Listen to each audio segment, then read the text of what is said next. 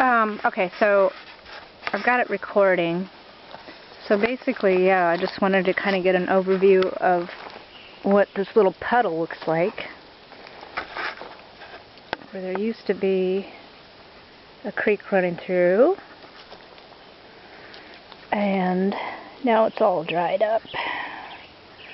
All dried up except for this one little puddle where there's what? How many would you say?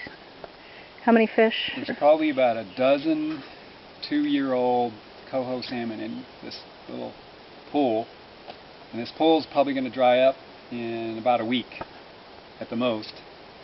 So these fish have to be moved, otherwise they're all going to die.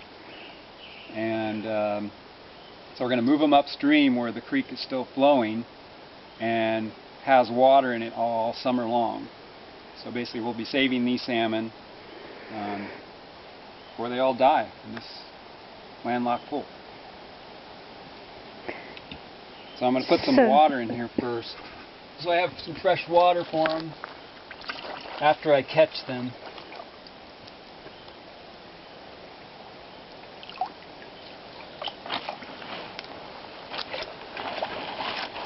And I want to keep it in the water so the water stays as cold as possible. I'll leave some leaves in it so they feel they have some cover when I catch them.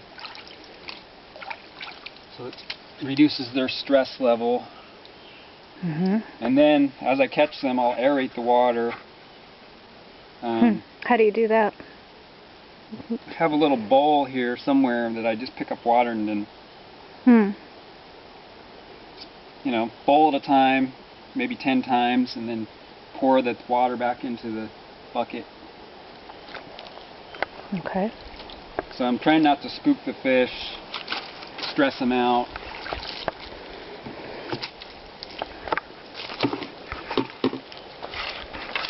I thought I brought that bowl.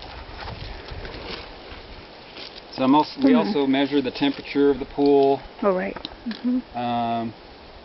And the day and the time. All the time, how many fish we caught.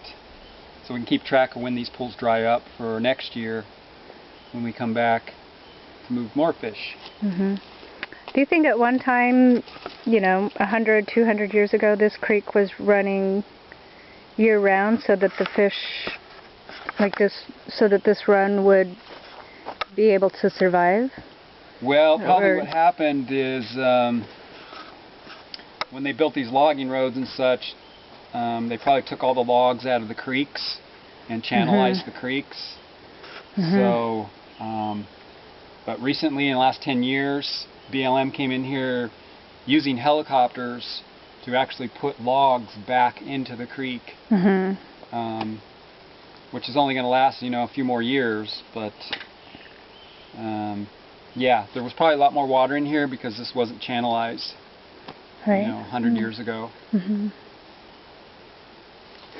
Okay, so you use 2 nets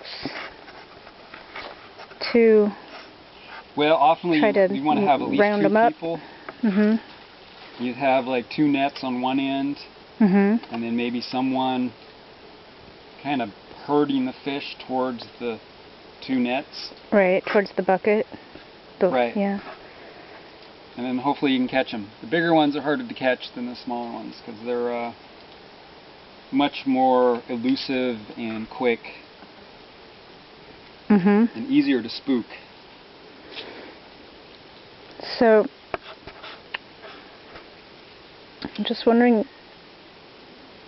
if I should just stop recording and come help you, or yeah. Okay. Alright. Darn it.